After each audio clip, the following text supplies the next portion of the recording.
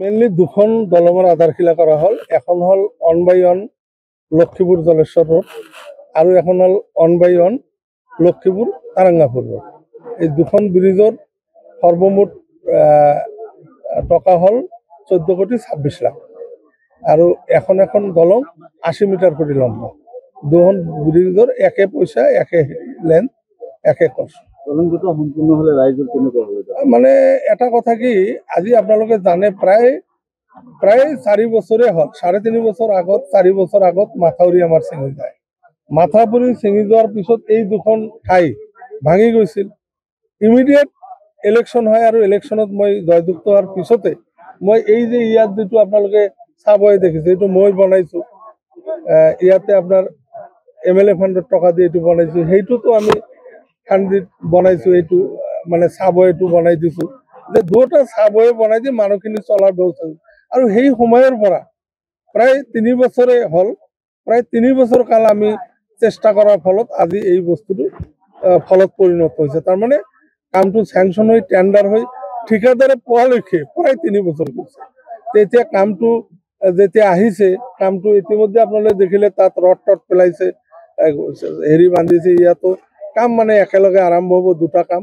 আৰু এই দুটা কাম যদি শেষ হৈ যায়, আমাৰ অঞ্চলত বিশেষ কৰি জলেশ্বৰ আমাৰ সমষ্টিৰ একেবাৰে কেন্দ্ৰবিন্দু। সেই জলেশ্বৰৰ পৰা মানুহখিনি লক্ষীপুৰ আহোঁতে বহুত সময়ত দেখা যায় তেওঁলোকে গৌৰনগৰ হৈ আহিব লাগে, কাৰণ চাবৱে চাবমাৰ্চ হৈ যায় পানীৰ কাৰণে। এই যে অসুবিধা, বিশেষ কৰি পীৰবাৰী, জলেশ্বৰ এই অঞ্চলৰ মানুহৰ যিটো অসুবিধা, এইটো আমি দূৰ কৰিব পাৰিম। আৰু ইয়াতো যিটো তাৰাঙ্গাপুৰ অঞ্চলৰ মানুহ, তেওঁলোকেও আজি ৰাজমিতা হওক, আপোনাৰ লক্ষীপুৰ যাওঁতে এই ব্ৰিজখন তেনেই দৰকাৰ।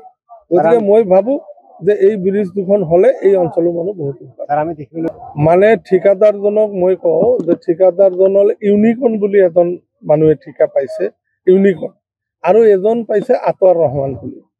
তাৰমানে আমাৰ যিখিনি ৰাস্তা, এই ৰাস্তাৰ দুটা পৰ্চন ভাগ হৈছে। এটা পৰ্চন পাইছে ইউনিকৰ্ণ, এটা পাইছে আতৱাৰ ৰহমান। ইউনিকৰ্ণৰ কামটো ষ্টাৰ্ট কৰিছে, আতৱাৰ ৰহমান মানে কামটো অলপ দিন আগত পাইছে। তেওঁ হয়তো আৰু 15 দিন পিছত ষ্টাৰ্ট কৰিব বুলি মোক জনাইছে।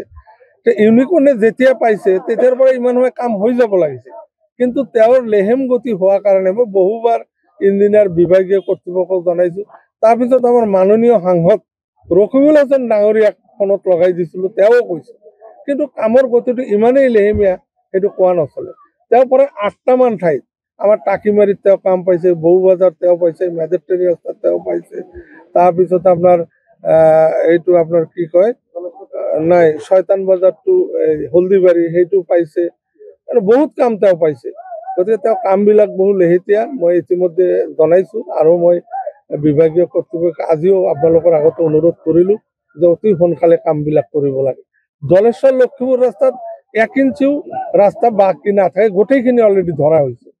আৰু এই কামখিনি উইদিন 15 ডেজ যিখিনি আৰম্ভ হোৱা নাই, আৰম্ভ হৈ যাব। আপোনালোকে প্ৰথম কথাটোই ভুল কৰি ক'লে যে বহুত দিন পিছত আপোনালোকে উন্নয়নৰ ধাৰা দেখিবলৈ পালে। ইমান দিন ধৰি জলেশ্বৰ সমষ্টিৰ শিক্ষা বিভাগত 100 কোটি টকাৰ কাম চলি আছে, সেইখিনি আপোনালোকে নকলে, দুখ লাগিল। আপোনালোকে যিখিনি এইটো কথা ক'ব লাগিছিল, বিগত দিনত অসমৰ সৰ্বকালৰ সৰ্বশ্ৰেষ্ঠ কৰ্মদক্ষ জনতাৰ জননেতা আমাৰ সকলো শ্ৰদ্ধাৰ মাননীয় মুখ্যমন্ত্ৰী ডক্টৰ হিমন্ত বিশ্ব শৰ্মা ডাঙৰীয়াৰ নেতৃত্বাধীন বিজেপি চৰকাৰৰ দিনত যি উন্নয়নমূলক কাম বা অসমৰ সৰ্বাংগীন উন্নয়ন হৈছে, এই ক্ষেত্ৰত আমাৰ জলেশ্বৰ সমষ্টি মুছলমান মেক্সিমাম মাইনৰিটি মানুহ, এই ক্ষেত্ৰত শিক্ষা, যাতায়াত, স্বাস্থ্যৰ ক্ষেত্ৰত যি কাম চলি আছে দ্ৰুতগতিত, এইখিনি কথা আপোনালোকে ৰাইজৰ মাজত লৈ যাব লাগে। আৰু এইখিনি কাম কৰাৰ কাৰণে জলেশ্বৰ সমষ্টিৰ হৈ আজি মাননীয় মুখ্যমন্ত্ৰীক কোটি কোটি ধন্যবাদ জনাইছোঁ। আজি ইয়াতে মাননীয় বিধায়ক ডাঙৰীয়া আছিল, আমি দুটা দলঙৰ কাম শুভ উদ্বোধনী কৰিলোঁ। 14,26,00,000 টকা আজি এই কামৰ আবণ্টন দিছে। চাওক, আৰু বহুত দলং হ'ব। কোন ক্ষেত্ৰত ইয়াত বৈষম্য হৈছে কওক? আজি উন্নয়নৰ ধাৰা অসমৰ 126 সমষ্টি যেনেকৈ হৈছে, ঠিক তেনেকেই আজি আমাৰ জলেশ্বৰ সমষ্টিতো হৈ আছে। সোনকালে কৰিব। এই ক্ষেত্ৰত আমাৰ বিজেপিৰ এটা দল, আমাৰ বিজেপিৰ টিম আৰু স্থানীয় যিসকল মুৰব্বীয়ানসকল আছে, তেখেতসকলে চকু ৰাখিব। আৰু ইতিমধ্যে মাননীয় ইঞ্জিনিয়াৰ ডাঙৰীয়াই কৈছে যে কামখিনি খুব দ্ৰুতগতিত চলিব। আৰু এই ক্ষেত্ৰত আমি এই কামৰ বাবে আমি ধন্যবাদ দিব লাগিব মাননীয় মুখ্যমন্ত্ৰী ডক্টৰ হিমন্ত বিশ্ব শৰ্মা ডাঙৰীয়াক আৰু তাৰ পিছত আমাৰ স্থানীয় আমাৰ এজন যুৱক ডক্টৰ কাশ্যপ ডাঙৰীয়া এই ক্ষেত্ৰত আমাক সহায় কৰিছে। তাৰ পিছত ইঞ্জিনিয়াৰ ডিপাৰ্টমেণ্টটো কৰিছেই। যেতিয়া ইয়াতে তেতিয়া এইটো আছিল আমাৰ জিন্নাত আলী ডাঙৰীয়া, তেখেত এক্সিকিউটিভ ইঞ্জিনিয়াৰ, তেখেতে এই ক্ষেত্ৰত সহায় কৰিছে আৰু আমি সকলোৱে এই ক্ষেত্ৰত দাবী জনাই আছিলোঁ আৰু বিজেপিৰ এটা আমি লাগি আছিলোঁ। গতিকে এই কামটো, এই দলঙৰ কামটো দিয়াৰ কাৰণে আজি ৰাইজৰ মাজত কিমান এটা উৎসাহৰ পৰিৱেশ, কিমান গৰ্ভৱতী মহিলা এইটো সকাহ পাব আৰু যাতায়াত ব্যৱস্থা সুগম হ'ব, ছাত্ৰ ছাত্ৰীৰ কাৰণে সুবিধা হ'ব। সেইকাৰণে মাননীয় মুখ্যমন্ত্ৰী ডাঙৰীয়াক জলেশ্বৰবাসী কোটি কোটি ধন্যবাদ জনাইছোঁ। চাওক, চামগুৰিত উপ নিৰ্বাচনত যেতিয়া ৰকিবুল হাছান ডাঙৰীয়াৰ পুত্ৰ তানজিন হাছান ডাঙৰীয়া হাৰি গ'ল, এতিয়া ৰকিবুল হাছান ডাঙৰীয়া এটা পেলনীয়া প্লাষ্টিক বটলৰ নিচিনা হৈ পৰিছে। ধুবুৰীবাসীৰ কাৰণে তেখেত এতিয়া গ্ৰহণযোগ্যতা নাই, কাৰণ যেতিয়া 10 লাখ ভোটত তেখেত জিকিছিল MP লোকসভাত, গোটেই ভাৰতবৰ্ষত এটা আলোড়ন সৃষ্টি কৰিছিল আৰু তেতিয়া দিল্লীৰ মানুহ ভাবিছিল কিমান ডাঙৰ নেতা এজন।